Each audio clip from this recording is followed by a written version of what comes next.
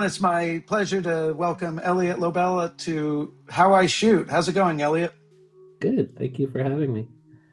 Yeah, it's a pleasure. This is for those that don't know us, this is a reconnection after many years. So Elliot was my student back in the 2000s at SUNY Purchase when I was teaching him cinematography. And he's just so blown me away over the years with his animation. He's been doing stop motion animation for, I think, decades now. Is that right? Well, yeah, I graduated from Purchase in 2011. So about 15 years I've been kind of consistently making stop motion and here and there working in stop motion and Did you do anything at Purchase in stop motion, or what caused you to change over to stop motion if you had just done live before? junior year of Purchase, I took an experimental class with Paul Echevarria. Um, and as part of my junior thesis, I was interested in doing um, a dream sequence that was all stop motion within a live action film. And my in my classic college Elliot form, I kept all of my live action footage on one drive, which fell over and hit the hard dorm room floor as I was editing. And so I lost my entire live action portion of my film. Um, and so I focused all on the stop motion portion of my film. And I just kind of fell in love with the idea of just moving objects to tell a story, frame by frame. And then for my senior thesis, the next year, I decided to go all in and actually tell like a proper narrative via stop motion animation. When you were at review for junior year, they didn't say, "Hey, you only showed us half a movie. You have to stay back a year." Yeah, I think because I was focusing on like experimental film, they kind of let it slide that I was, you know, telling at least somewhat of a cohesive story through stop motion. Purchase is slipping, man. Yeah. Um, and I think they also recognized the amount of work that went into just a few months of of sitting in a dark basement room by myself taking pictures. Yeah. So have you always done these with like digital cameras, or what was the sort of methodology? Did you ever shoot on film or anything like that? For stop motion, I've always done digital, kind of the industry standard, all the way from hobbyist all the way to big, um, you know, $1 million studios, is a Canon DSLR with a Nikon lens. Um, so it's always been digital. There's an amazing software that's kind of single-handedly changed the industry called Dragon Frame, um, which is basically at the most basic level is a frame capturing software that um, turns your stills into 24 frames per second. Okay. Does it show you like previews of like where it was? So frame by frame, you can make little adjustments. Right. So like when they were shooting, the the only mainstream feature that I know that shot on film was Nightmare Before Christmas, and I know that when they were shooting that, they could only watch a few frames at a time on a video monitor.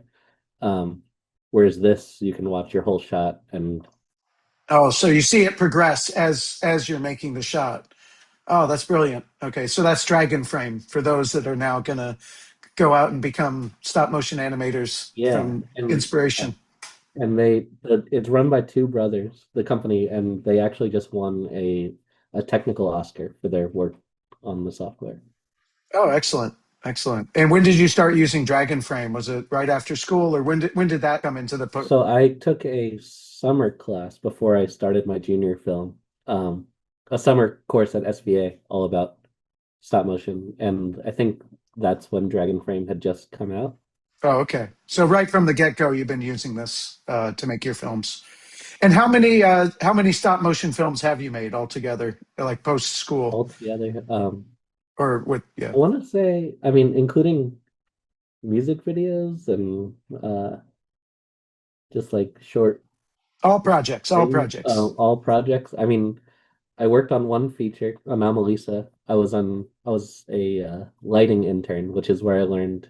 kind of how to do all the practical tiny lights. And I my first job out of college was a camera assistant on a stop motion documentary for Heineken. Um, it was a live action documentary, and all the historical reenactments were stop motion. And Oh, that sounds fun. yeah, and then on my own, I've done maybe a handful of like somewhere between 8 and 10 short projects since college, between music videos and just fun like 30-second shorts. Uh, but Edward is my longest film since college. So let's talk about Edward, and then maybe we'll go back to kind of where you learned your techniques on these different as lighting internships, things like that. I mean, I learned so much from lighting, being a third electric and getting trained by really good gaffers and then DPs when I became a gaffer. So I know, like, I was very impressed with your lighting on Edward. You had police lights, you had all sorts of moving lights from the show that the character is a part of, uh, and then regular street scenes. So let's say let's just start with the general though. So Edward is premiering this coming Friday at the New York Shorts Film Festival. Is that correct? Well, it actually had its world premiere last weekend.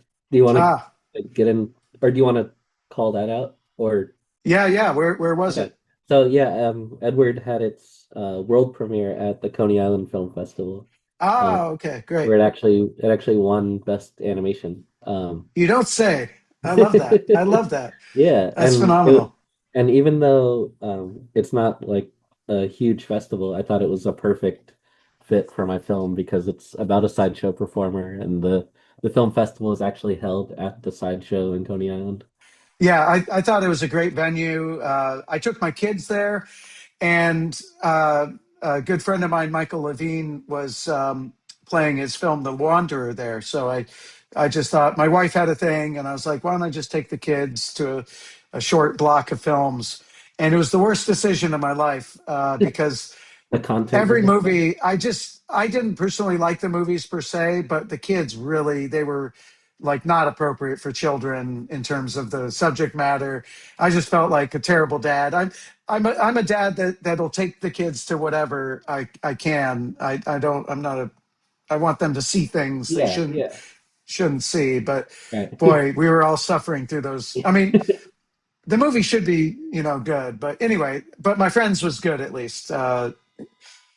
But you must have been in an animation block because I didn't see you there. Yes, I was in an animation block, and I have having a toddler myself, we have a lot of friends with young kids, and they were all like, "Oh, it's animation. Can we bring our kids?" And we're like, "No, absolutely not." Not because of the content, but because their kids are noisy in a theater. But it turned out that every single film had some aspect of murder, including my own.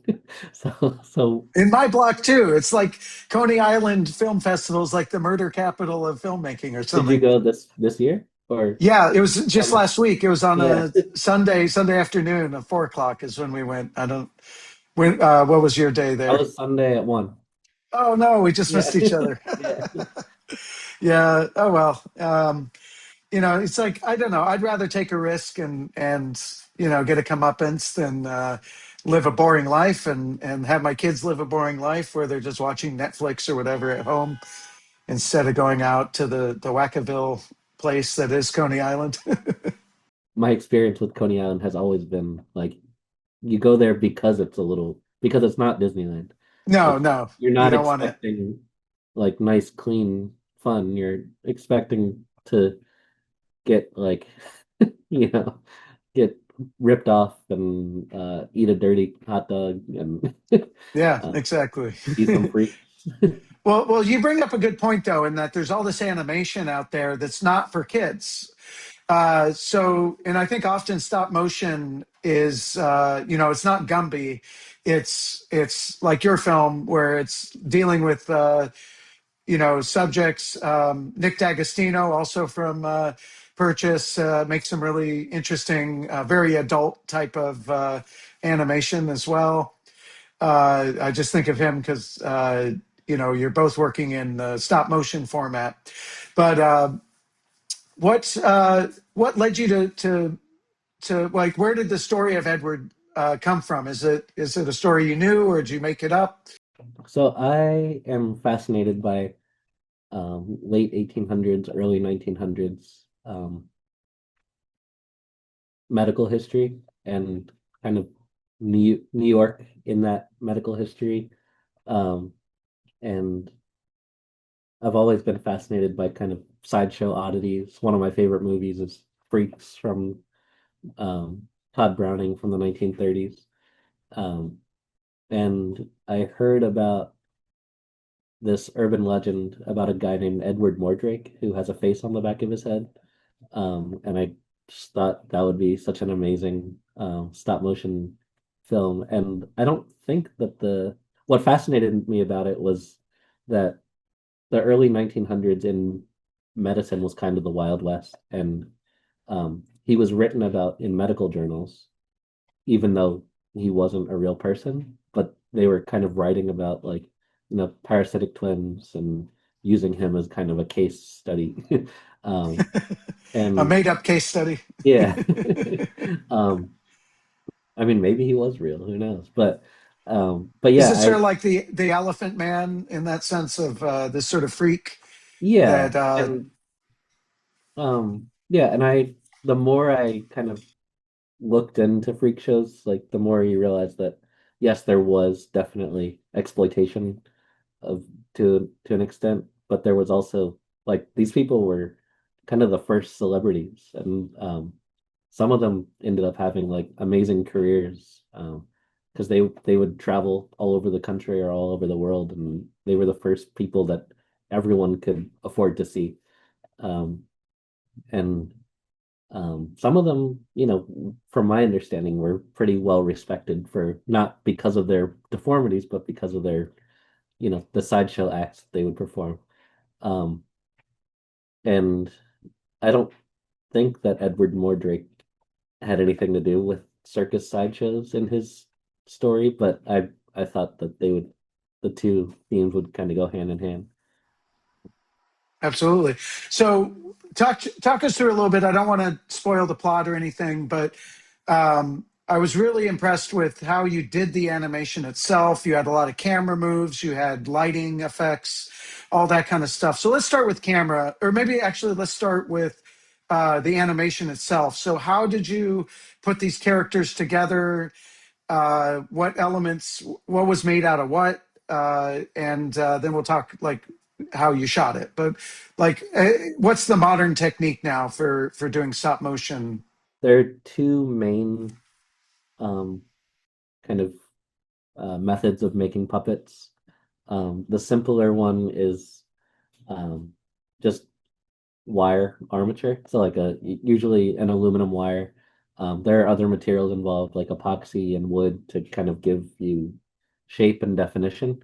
Um, and then the the pros and cons of the wire armature is that it's very simple to make, it's very easy to make, and you can kind of make it fast. You can be flexible with it. And then there's the slightly more advanced um, method, which is a ball and socket armature, which is a actually machined metal armature. So it's like a skeleton, um, but metal and tiny. And you can tension the joints so you can get the right movement out of it.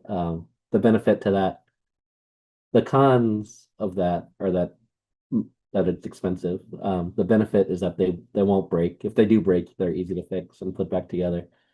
So Edward, all of the characters were ball and socket armatures. Um, and for the faces, I sculpted them out of epoxy clay, which is like a two-part clay that hardens in a few hours. Um, and then all the clothing and everything is hand sewn or glued together by me. Um, and then yeah, so it's kind of a mix of materials. The fun thing about stop motion is that you can really use anything. There's really no rules to how to do it. Absolutely. I mean, yeah, it's so fun to be able to just be in this world without reality, because it's automatically, it's like any kind of animation, it automatically displaces us a little bit from reality. So then, things can be more open. And when you're talking about the faces, do you make different expressions and change the head out, or are you actually able to? That's a pretty common method, especially now with 3D printing that's become more and more accessible. So you can animate a face in the computer, print out the individual faces, and then have usually like a magnet system to like register them into place. For Edward, I went a little bit simpler. I have him right here. Oh, there Um, he is. he he has his mouth is just a piece of gaff tape, and his Oh, eyebrows as well. So I could just, if I were to um, if it were to fall off, I could just cut a new piece of black gaff tape. okay. His eyeballs are little beads that I drilled tiny holes into. I don't know if you can see, but to move them around, I would just stick a drill bit into his eyeballs to move them around. That's pretty. It looks pretty morbid, and his head comes off. Like they're very modular pieces. uh, Um, oh, that's great. and his hands It are feels super. very magical to see him there in this like Yeah, form. yeah, and like you get a sense of the scale as well.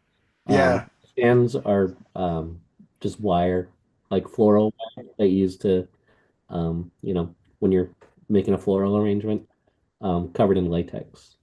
Wow, that's so cool. So let's talk how you shot it then. So how big were your sets? First of all, is it a couple feet wide, or with that size of a puppet? I was kind of eyeballing it, but everything is generally 1/6 scale, which is like what you would typically associate with like GI Joes uh, or Barbies. A little bit smaller, depending on the set, but the or depending on the shot rather. And um, the biggest set, which was the city scene in the beginning, was 8 feet wide, 8 feet wide by like 3 feet deep, and then the buildings are about 2 feet, 2 feet tall. Um, Okay. and yeah, um, and the buildings were actually the most fun for me to make because they were just uh, the pink insulation foam that you can get at Home Depot, and can carve you can carve them super easily. So I just carved bricks. I talked to a few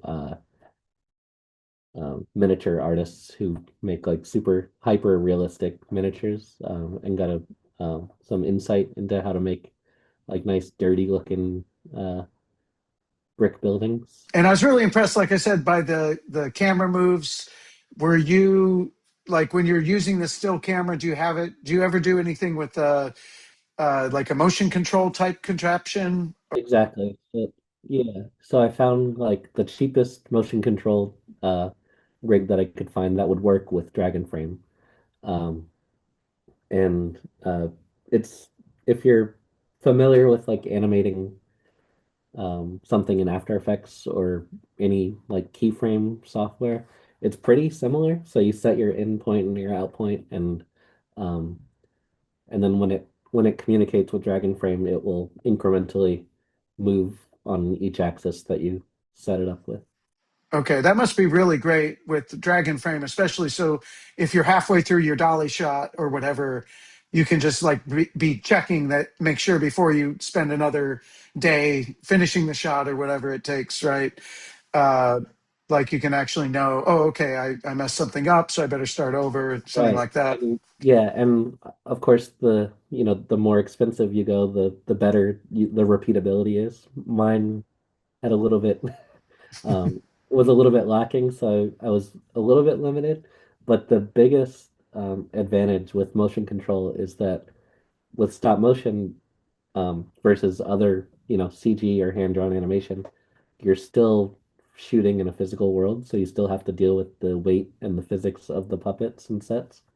So if a character needs to jump or if they can't hold their own weight, you usually rig them through the back or through a rigging point.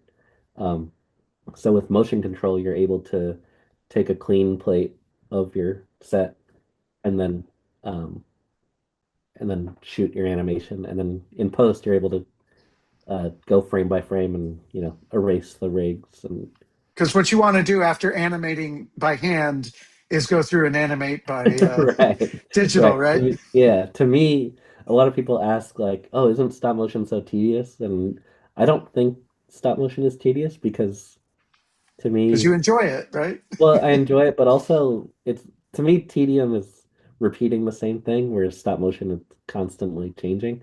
But the post process of individually frame by frame erasing rigs, that got tedious. That one one thing that I actually had a friend help me out with. And what about the lighting effects? So you said you learned lighting as the intern. Um, how did that kind of internship kind of what did you learn in that process of like how to do it more professionally? I mean, the biggest thing I learned on that film, on Anomalisa, was just the basics of of wiring lights, like the very basics of like, actually, um, I don't know, you're a gaffer, so you have better terminology for it, but just You're like saying wiring up with like the wiring positive up, and yeah, negative and all yeah, that. Yeah. and just like I don't know if you've seen the film, but it all takes place in one hotel. Uh, and there's a long hallway shot, or the set was probably like 25 feet long, and every single sconce in the hallway was wired by me, and like so, and it's all just kind of one connection, and like even though it took like days to do, like it was fun because it was like, you know, um you're creating light for a tiny film. Um, and I really wanted to, and on the Heineken project that I worked on after college, I was really fascinated by the director of that project was the DP for Beasts of the Southern Wild. I don't know if you remember that movie. Oh yeah, all too well. Yeah. And he was really he was since the Heineken story mostly took place in like kind of a similar time period as Edward. It was all sunlight and it was all like practical lights to give it, more of like a vintage feel. So I kind of took that mentality, like lights would be coming through the windows you know, or just like one tiny little source in the bathroom or Yeah, no, the lighting is very evocative. It feels, even though obviously it's not natural, it feels naturalistic. It feels like you learned lighting, how light should be, like if you were shooting in a movie with people in it, like on real locations. So I think that's part of what gives the movie its power. And then the police show up, like, and the police lights are flashing, coming in through the windows as well. All that stuff really adds up. I just couldn't compliment you enough about thank you. like all that. Um, and again, are you using little lights and gels, or do you have like what kind of like when you're working at that small scale? Do you use tiny lights, or how do you do it?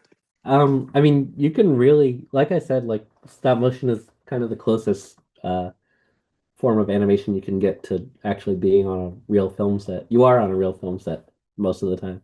Um, so like for the street scene where my friend Zach Poots, he was the director of photography for that sequence. We used actual smaller but like actual film lights. Like we'd use I think like a 1K instead of a 5K. So it's like a 1K far away to like get an even spread. It's basically the same uh, methods, just scaled down. Um, and for me, because I shot mostly in my basement, I used actual miniature lights, just because, getting them set up, all on their own C stands would have been a nightmare with like actual film lights. So I found a company called Rilio, which are these super color accurate. lights that were made originally for art restoration, Oh, and interesting. it's Okay. made by a guy in Italy, like super small company. And um, I emailed him saying I'm doing a stop motion project and I could use some tiny lights that don't burn out because you can find tons of these great like little LED like lights that are meant for kind of the YouTube generation, and they're great at what they do, but they're not meant to stay on for days at a time.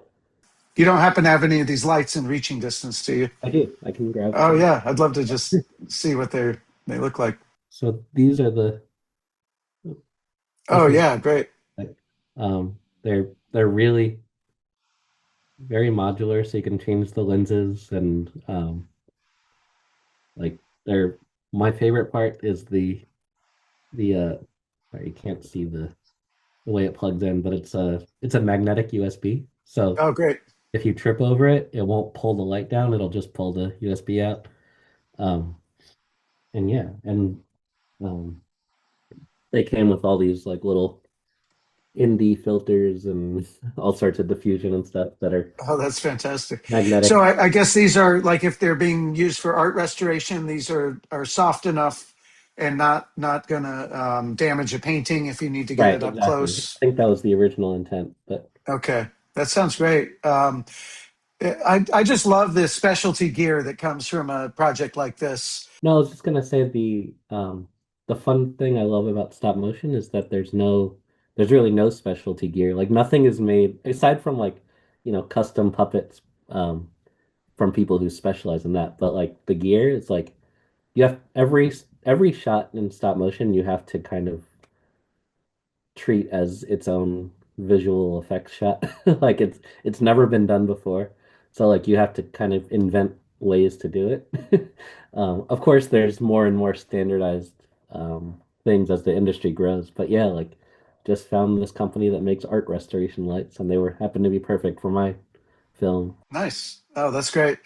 And my next question then, of course, we've talked about camera, we've talked about sets and lighting, and we didn't get lenses yet. So are you using like macro lenses or what kind of lenses are you using to capture these shots?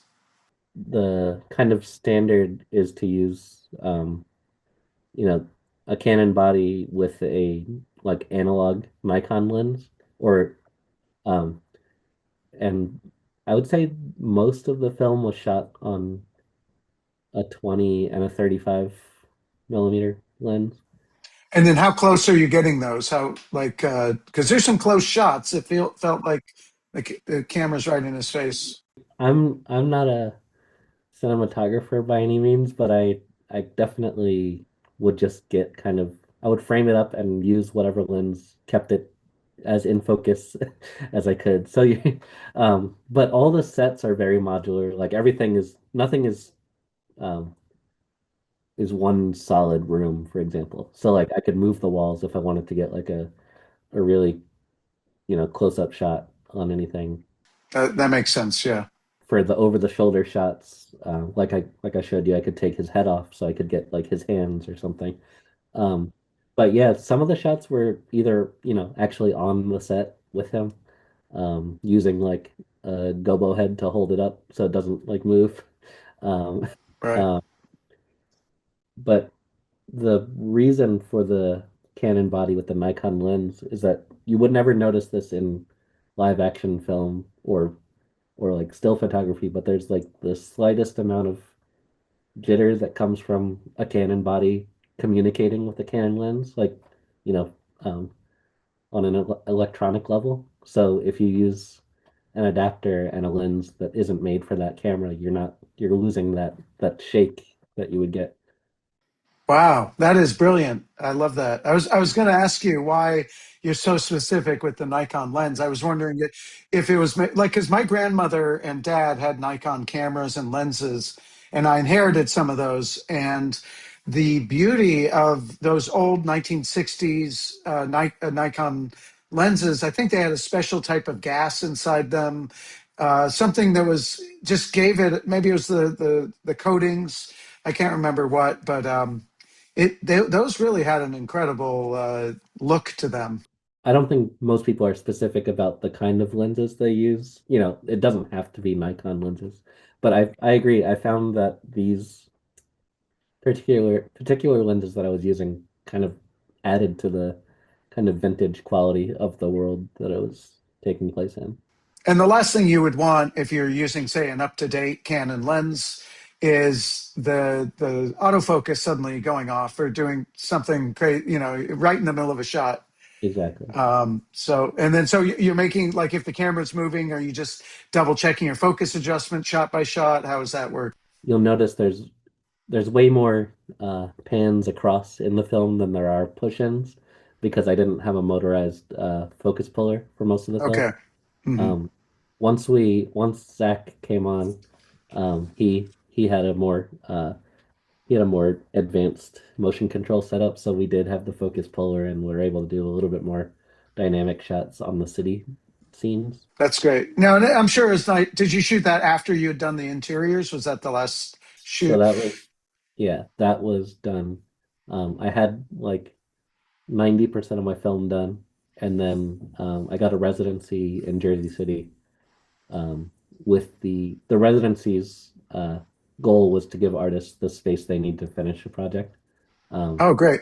I definitely couldn't have shot that city scene in my basement, mostly because of the height that the lights needed to be to get like the sun and the sky background and all of that. No, it looks stunning. It looks stunning. And I'm sure it was nice to actually get out of the house and work with someone else. Like, even though you claim to not find it to be tedious, I'm sure, like, getting over the finish line when you've been doing something for all these years, it always needs a little push, right? Totally. I mean, the finish line was the biggest uh, keyword there was because Zach was helping me and I had a limited time with the residency, the 3 months, and I didn't want to waste his time. So he was amazingly great at at scheduling the shots.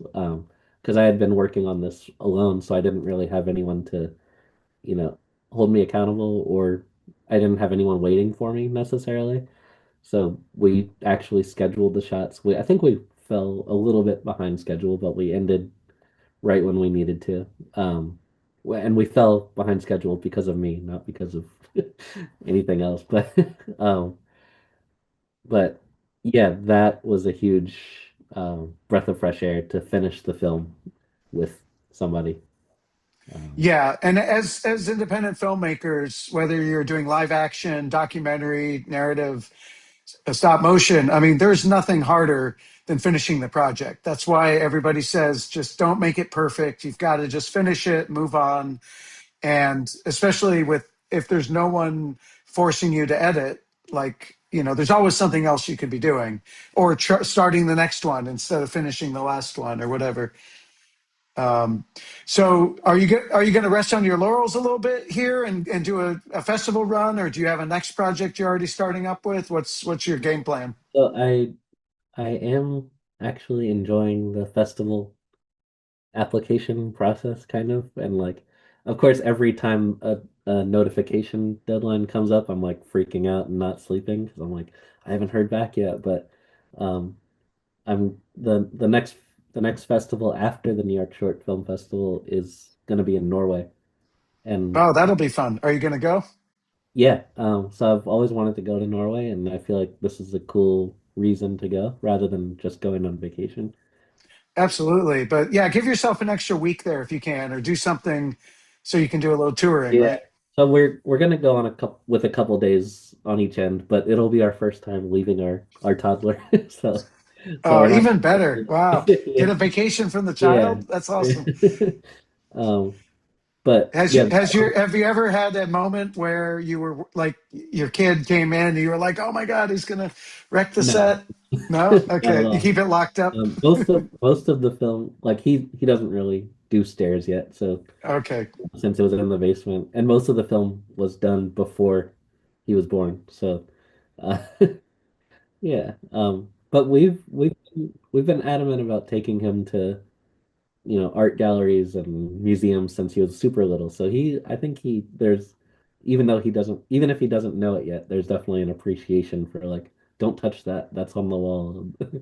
Uh, Yeah, no, I think it's important to treat children like adults in that way. Like, obviously, they need guidance and they need to be, treated like children sometimes. But I feel like I've shown wildly inappropriate movies to my kids just because I thought it was appropriate in some way. When they reach a certain age, it becomes a gray area, I'm sure. Yeah, yeah, But um, and then as far as the next project, I have visual ideas in mind, but I don't necessarily have a story yet. But I definitely kind of want to go another direction, the opposite direction, because Edward was very uh, you know, I used the time period to as an excuse to make everything like grungy and dirty and misshapen, but I'd like to do something a little bit cleaner and visually cleaner and brighter and not necessarily kid friendly, but not dark and violent.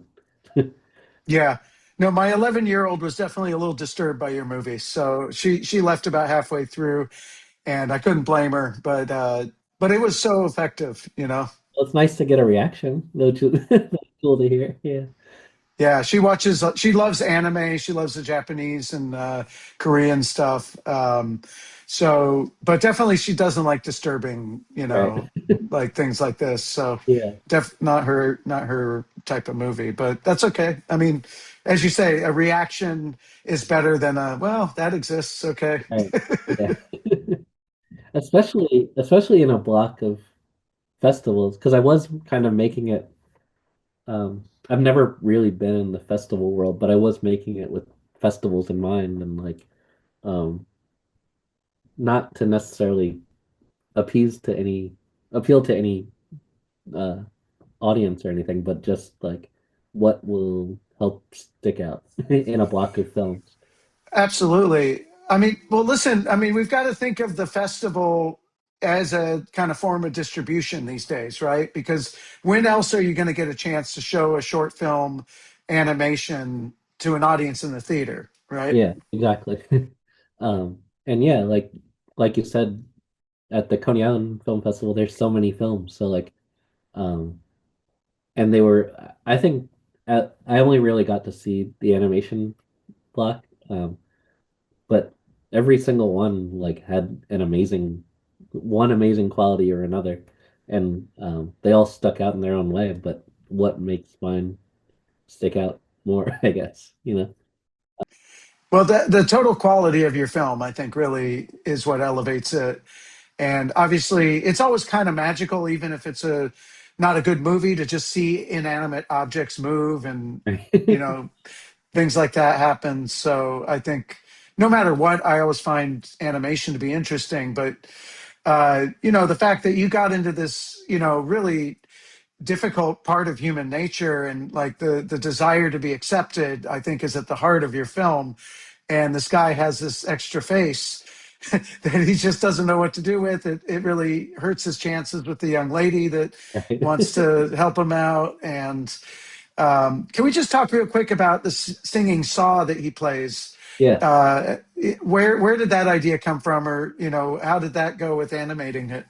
So I wanted something with the music is um composed by a friend who also went to Purchase, Sam Bennett.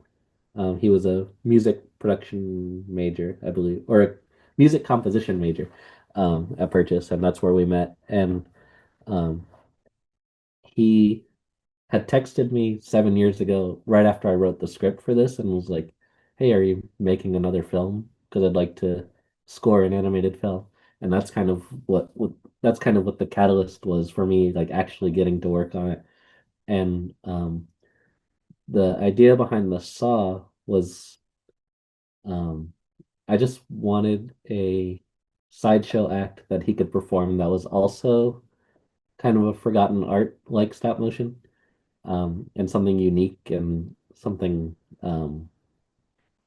you know that like you said it was like you called it a singing saw. Like I found like it has like a very like human voice quality to it, almost like a theremin, but even weirder. Um, and the saw plays into the story, as you know, later on. And I just thought it was visually cool. And And then I reached out to Natalia Peruz, who goes by the Saw Lady. She's like, I think like the world premiere Saw player. And she plays in New York City. She lives in New York City, and she plays in like subway stations and Times Square and like Union Square. And but she also plays with like, world class orchestras as the Saw Lady. Um, and she was on board from day one because she's like, I've never uh heard of a movie where the main character is playing Saw. And Oh, that's a great way to get the yeah, premier saw right, player in the world involved, right? exactly, yeah. And it was so cool. I had heard her play, um and like she would send me reference videos for me to watch so I could animate to the music. Um, but a couple months ago when we recorded the music, it was so cool to like actually one to be in a recording studio because I've never really done that um, on an actual, you know, film, and then two just to watch her play and like I don't know, hit the notes that you wouldn't expect a tool to have. Like this thing is not. I mean, her saw she has specialty saws, but you can play the musical saw with any like bendable metal saw. Um, and the fact that somebody figured out how to do that years ago, how whenever, Maybe someone broke their violin and had a bow and just didn't know what to do with right? it, so they started, Yeah, playing different things and seeing what works. I don't know. yeah. Yeah. And I thought that it added to like the sad kind of quality to the movie. It's such an empathetic way to open the film because you're introduced to this character. He's sort of busking on the street. He's playing the saw, and it's such a eerie sound. And he looks kind of weird because it's this animation kind of character guy, and but the humanity you kind of evoke in this inanimate character, I think playing that saw really comes together to make it. It just makes you want to keep watching, which is what we all have to be doing, no matter what kind of movie we're making. Is if shot one doesn't make me want to see shot two, then I'm done for, right? Yeah, exactly.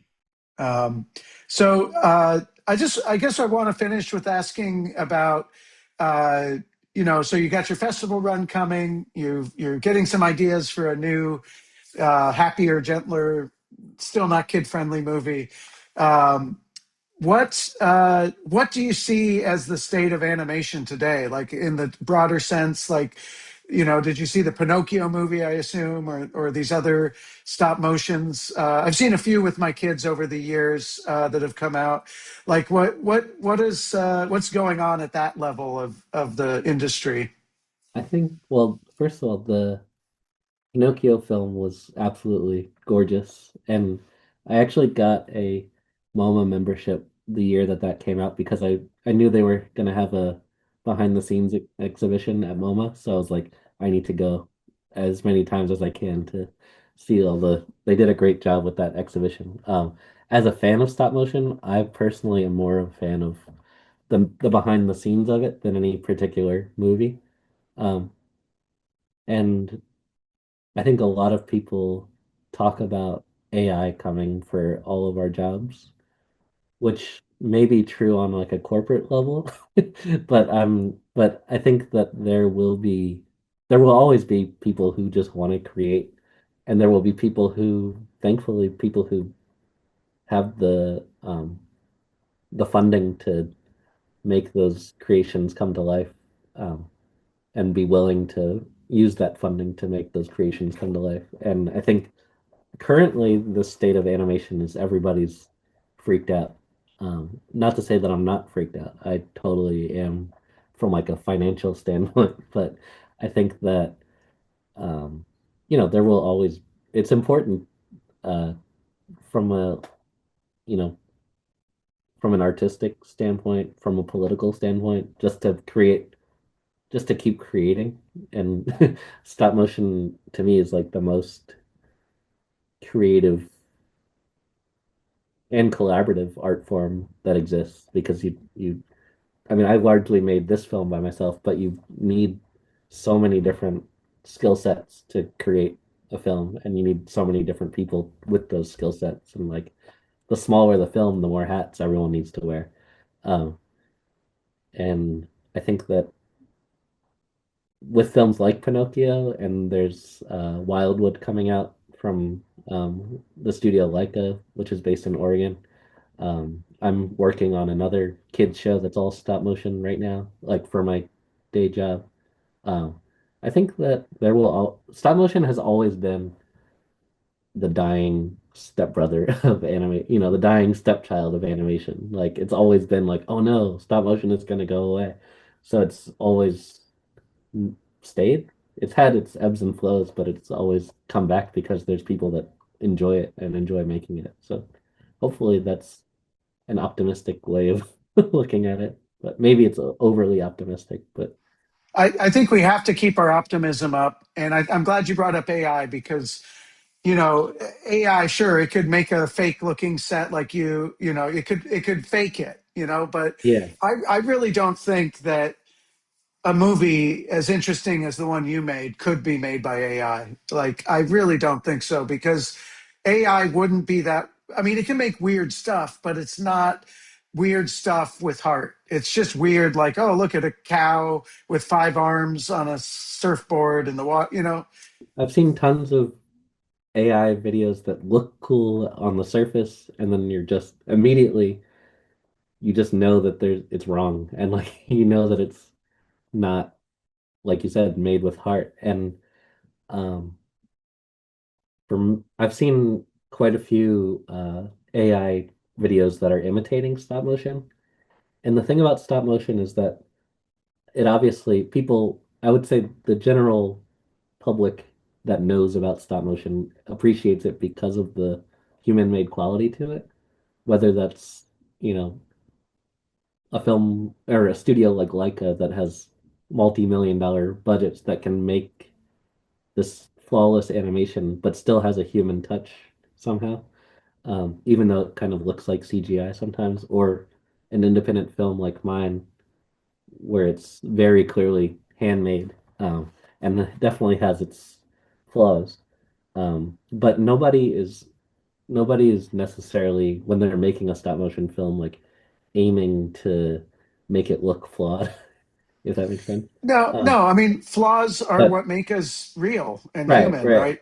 But like, if you've seen even a still from my film, like you would know like that's handmade, but you would also know like I'm putting as much detail as I can into that still.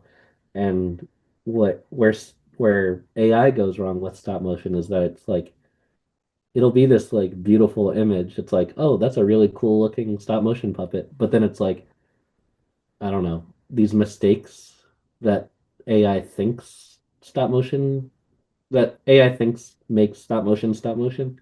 It's like the hand will fall off. It's like no one's gonna shoot a stop motion animation and have a puppet's hand fall off and not put it back. You know what I mean? Like it's a very specific example, but like it's like looking for the flaws, and it's like no one's gonna make a film like that. So I'm not afraid.